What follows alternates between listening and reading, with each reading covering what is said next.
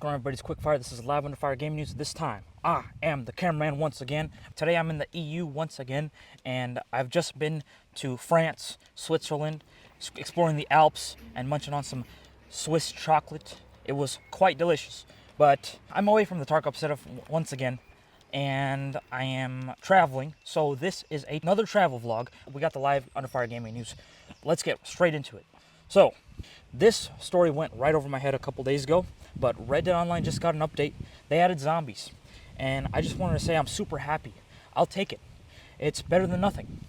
I mean, you're talking about a game whose player base held a funeral about its own game because the devs wouldn't update it.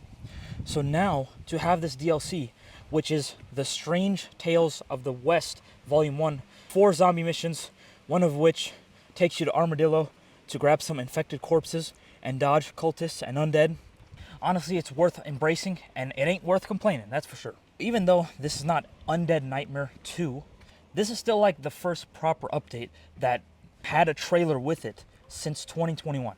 Now, maybe Rockstar is testing something in the waters, or maybe they're getting the game ready for a Switch 2 port, or a 60 FPS next-gen upgrade, or a remaster, or a PC upgraded edition.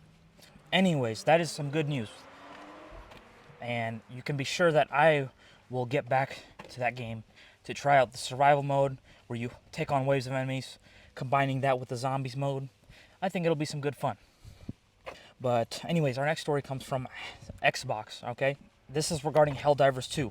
This one flew over my head yesterday, but, you know, after a whopping 9,000 layoffs, which is absolutely terrible, by the way. Sorry to all those folks who lost their jobs. Genuinely, it's scummy that Xbox has over-farmed employees during COVID, and they didn't account for all the overhead to pay those employees for when they got back to, in person. So, now they're having to pay all the employees now, and they can't afford to because of all the investments they've done into games and into other industries.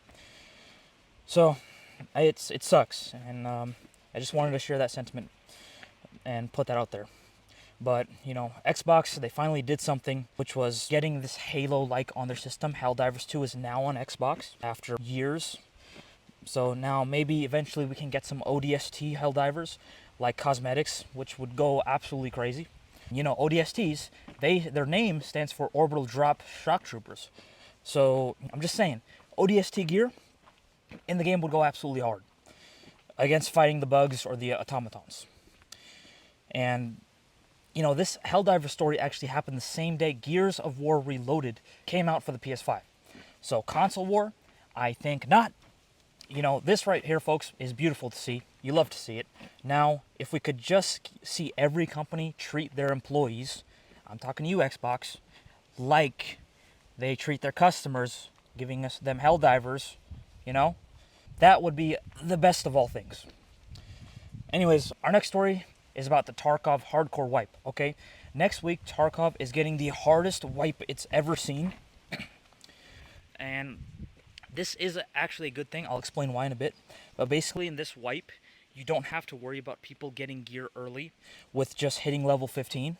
And they get access to the black market, the flea market, where they can just buy any weapon, any ammo type, any attachments. They can get a full-size kit at only level 15. No. There's going to be no flea market, so they're not going to be able to do that. Before, they made it so that the flea market was just, not available for 2 weeks. But this time, they're making it so that during the whole wipe, you won't get the flea market. That's going to change the entire landscape of the game, folks. It's going to make it more balanced. These elite hardcore level Tarkov players, they are going to be on the same playing field with you guys who are, casuals for about 2 months in the game, I think. And that's also what, a couple of Tarkov experts like Pestily have said as well. Don't quote me on that.